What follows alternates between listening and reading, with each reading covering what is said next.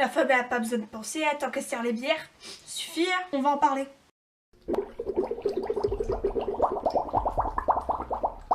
Bonjour, bonsoir et bienvenue dans cette nouvelle vidéo. Bon, ce qui est sûr, c'est que les femmes, elles se sont battues toute leur vie pour être instruites et donc lire. Aujourd'hui, c'est bon, elles savent lire, elles vont pas se plaindre, elles peuvent lire sur les paquets de pâtes, ça suffit. Non, je suis pas si sûre que le combat soit fini. Avant de pouvoir lire, les femmes ont dû se battre. Ça c'est clair. Elles ont dû aussi se battre pour écrire. Je te prends l'exemple de George Sand qui a dû publier sous un nom de mec, ou Madame de Lafayette qui a publié anonymement d'abord. Et faut pas oublier non plus que ça c'est notre histoire d'occidentaux. Va au Moyen-Orient ou en Asie, je suis pas sûre que ce soit la même chose. Lis le bouquin de Malala. C'est sûr qu'en Europe et en Occident, on est beaucoup plus évolué sur ce point-là. Mais ça n'empêche que les auteurs féminins n'ont pas trop la même place que les auteurs masculins. Oui, tu as bien entendu.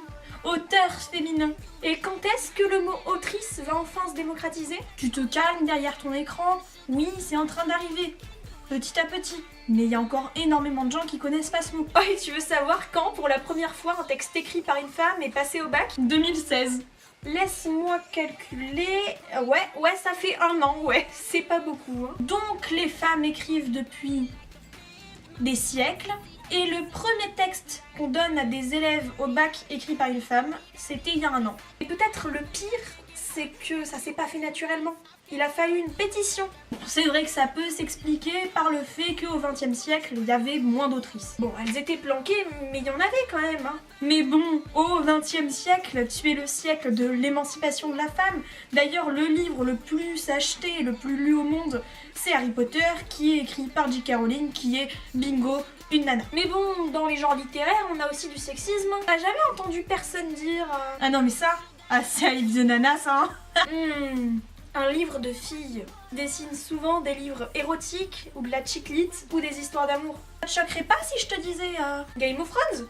C'est un bouquin de mec ça. Il y a du viol et il y a du combat. Et puis on en parle de la vision de la femme dans les bouquins. J'ai lu un article comme ça qui m'a un petit peu titillé, je vous le laisserai en barre d'infos si vous voulez aller voir. Et il disait que la chick-lit, je cite, « Il faut bien reconnaître que ce précaré féminin offre une nouvelle vision de la femme moderne, une femme diplômée qui travaille, rencontre les mêmes difficultés professionnelles que les hommes, cherche à faire sa vie sans pour autant renier sa féminité. » Ouais. Mais non, je veux pas être insultante, c'est juste que je suis pas d'accord. La chick-lit montre des femmes qui travaillent, ça c'est sûr. Encore heureux, hein, on est au 21e siècle quand même. Mais moi je trouve personnellement que c'est surtout un genre qui montre la dépendance des femmes vis-à-vis des hommes. Toute leur vie est tournée vers le mal. Parce que je devrais lui envoyer un texto où j'attends. En général, en chick-lit, toute l'histoire est tournée de la protagoniste féminine vers l'homme viril. En même temps, faut bien qu'on lui parle des trucs qu'elle connaît, hein. Quelques exemples, hein, comme ça. Bridget Jones, Les Petits Secrets d'Emma, Gossip Girl, LBD, Coloc et plus. Pour titiller un peu le truc, il suffit de regarder ce que ça veut dire chick-lit. Hein. Ça vient de chicken littérature. Oui, littérature de poule. Ça me paraît pas spécialement valorisant, tu vois. Non mais je peux me tromper, hein. Je suis pas du tout en train d'essayer de détruire le genre, au contraire, moi c'est un genre que j'apprécie beaucoup.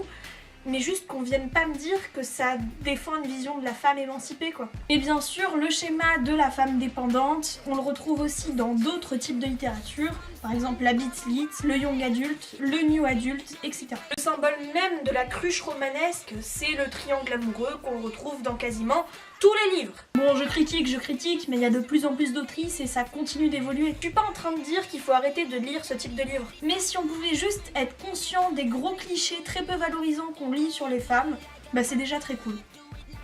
Et voilà, cette vidéo est maintenant terminée, j'espère qu'elle vous aura plu. N'hésitez pas à me dire s'il y a des thèmes que vous voulez que j'aborde dans ce genre de vidéos qui sont la littérature et... Et en attendant, moi je vous retrouve plus tard pour de prochaines vidéos et je vous fais une bisette livresque sur chaque jour. Eh oh, allez, viens, abonne-toi, on est bien. Il y a des cactus et des livres. C'est bien les cactus, c'est bien les livres.